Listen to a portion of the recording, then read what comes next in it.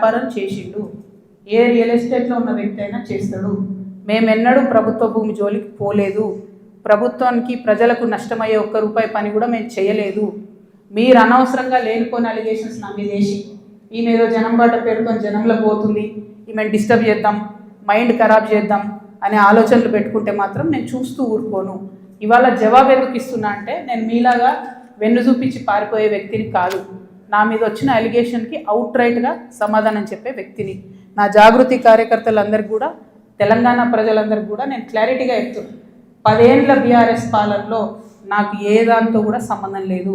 నన్ను నిజామాబాద్ వరకు పరిమితం చేసిండ్రు. 5 ఏళ్ళే నేను యాక్చువల్గా ఉన్నది పవర్లో. ఆ 5 ఏళ్ళు ఎంపీగా ఉన్నప్పుడు ఢిల్లీ, నిజామాబాద్, హైదరాబాద్. నా మొత్తం ట్విట్టర్ చూసుకోండి, నా క్యాలెండర్ చూసుకోండి. ఇప్పుడు ఎట్లయితే జనం బాట పేరు పెట్టుకొని ప్రతిరోజు తిరుగుతున్నానో అప్పుడు కూడా నేను మన ఊరు మన ఎంపీ పేరుతో నిరంతరం ప్రజల మధ్యలో ఉన్నా. పైరవేలు చేసుకోలే నేను ఎప్పుడు. నేను చాలా గర్వంగా ఫీల్ అయినా. నేను తెలంగాణ నుండి మొదటి ఎంపీగా పార్లమెంట్కి పోయినా. కొట్లాడుతుంటే మీ పిచ్చిలేసినట్టు గంటలు గంటలు ఒరుతుంటే మీ పార్లమెంట్లో ఎంత ఫైట్ చేసినాం స్టేట్ కోసం.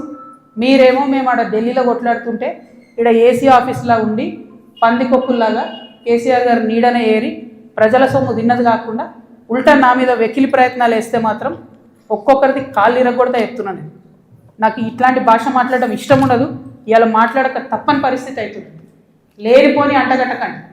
10 ఏళ్లలో ఎన్నడూ ఎవరు గవర్నమెంట్లో నా భర్త పేరు వినలేదు. ఇవాళ మీరు ఆయన మీద అలిగేషన్ చేస్తున్నారు. ఆయన ఫోన్ ట్యాప్ చేస్తారు. సిగ్గుండాలి. ఇంటర్లో ఫోన్ ట్యాప్ చేస్తారు. ఇటువంటి వెధవ ప్రచారాలు చేస్తారు. ఇంకా కళ్ళు చల్లబడతలేవా మీకు? పార్టీలకి నిలగొట్టారు కదరా బయటికి. ఇంకేంది?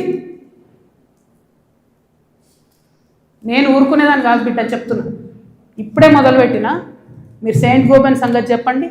వాసవికి ఇచ్చినటువంటి 100 భూములు ఉన్నాయి.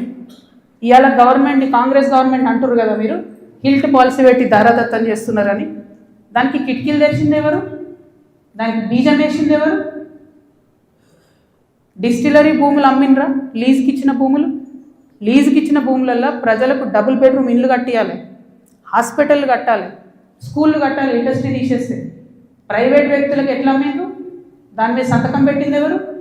కేటీఆర్ గారు కాదా? చాలా కంపెనీలు ఉన్నాయి. మీరు కూడా సెలెక్టివ్గా లీజుకి ఇచ్చారు కదా. మీరు కిటికీలు తెరిచిర్రు, ఈ గవర్నమెంట్ దర్వాజాలు తెరిచిర్రు దోసుకొని తినండి అని చెప్పి. జనానికి మాత్రం ఏం చేయకండి. హాస్పిటల్ కట్టకండి, స్కూల్ కట్టకండి.